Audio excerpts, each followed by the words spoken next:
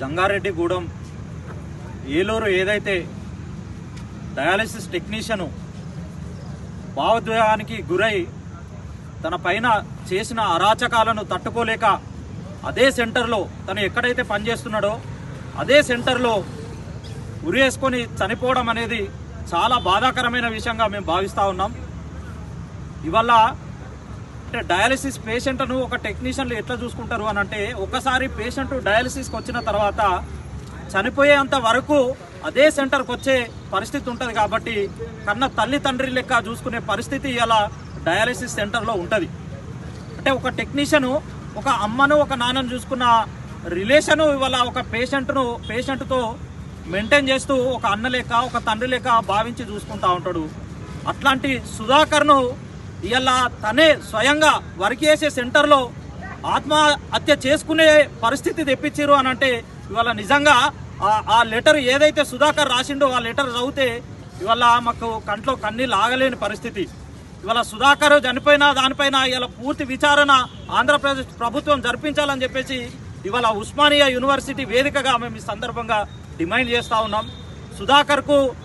సుధాకర్ కుటుంబానికి మా ప్రగాఢ సానుభూతి తెలంగాణ డయాలసిస్ టెక్నీషియన్ యూనియన్గా ఇవాళ మేము ఈ సందర్భంగా తెలియజేస్తూ, సుధాకర్ కేసు విషయం ఏదైతున్నదో దానిపైన పూర్తి విచారణ జరిపి ఇవాళ ఇతని ఆత్మహత్యకు ఎవరైతే కారకులు ఉన్నారో వాళ్ళకు తగిన శిక్ష జరగాలి అని చెప్పేసి సుధాకర్ కూడా లెటర్ రాసిన పరిస్థితి ఇవాళ మనం చూస్తూ ఉన్నాం. సుధాకర్కు న్యాయం జరగాలి.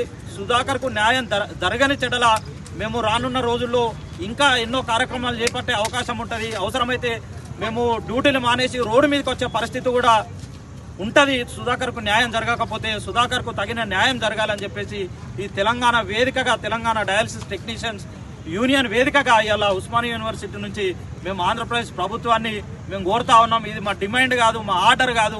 ఇవాళ మాలాంటి టెక్నీషియన్లు ఇలా అంటే ఇలా మాకు మేము చేసిన కోర్సుకు ఇలా మా పేరెంట్స్, మా తల్లిదండ్రులు, మా భార్య పిల్లలు మా మీద డిపెండ్ అయ్యారు. కాబట్టి తప్పని పరిస్థితులలో ఇలా మేము మాకు నచ్చినా నచ్చకున్నా మేము ఇలా డ్యూటీ చేసే పరిస్థితి ఇలా మా కుటుంబాలది ఉన్నది. కాబట్టి ఇట్లా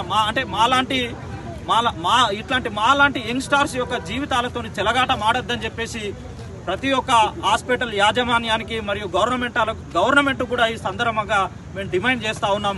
సుధాకర్ విషయంలో ప్రభుత్వాన్ని మేము మళ్ళొకసారి రిక్వెస్ట్ చేస్తూ ఉన్నాం.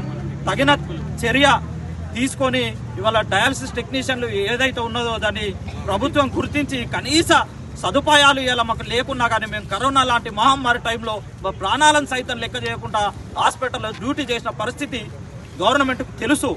సో మా పైన మీరు దృష్టి పెట్టి మా సమస్యలు ఏవైతున్నాయో దాన్ని పరిష్కరించే దిశగా ఆలోచిస్తారని చెప్పేసి ఈ సందర్భంగా తెలియజేస్తూ, సుధాకర్కు మా అందరి తరపున, మా డయాలసిస్ టెక్నీషియన్ యావత్ తెలంగాణ సమాజం తరపున ఇవాళ ఎంతోమంది ఇక్కడికి వచ్చినా రాకున్నా ఇలా లెటర్ చూస్తే కన్నీరు మున్నీరయ్యే పరిస్థితి ఉన్నది. కాబట్టి ఇట్లాంటి పరిస్థితికి దయచేసి ఎలాంటి టెక్నీషియన్ కూడా ఇట్లాంటి సిచ్యువేషన్ తెచ్చుకోవద్దు. ఈరోజు ఏదైనా సరే కూర్చుని మాట్లాడదాం, చేదోడు వాదోడుగా. మేము దగ్గరలో లేకపోయినా ఏదో ఒక టైంలో మా యొక్క ఐక్యత మీకు ఉంటుందని చెప్పేసి ఈ సందర్భంగా తెలియజేస్తూ, మరోసారి సుధాకర్ ఆత్మకు శాంతి జరగాలని చెప్పేసి, శాంతి కోరాలి అని అంటే ఇలా సుధాకర్ రాసిన లెటర్ ఏదైతున్నదో ఆయన చనిపోయడానికి కారకులు ఎవరైతున్నారో వాళ్ళకు శిక్ష పడితేనే నా ఆత్మకు శాంతి కోరుతుంది అని చెప్పేసి రాసిన వర్డ్స్ ఏవైతున్నాయో దాన్ని గవర్నమెంట్ మళ్ళోసారి కొంచెం దృష్టి పెట్టి సుధాకర్కు న్యాయం చేస్తారని చెప్పేసి ఈ సందర్భంగా మేము ఆశిస్తూ, థ్యాంక్ యూ.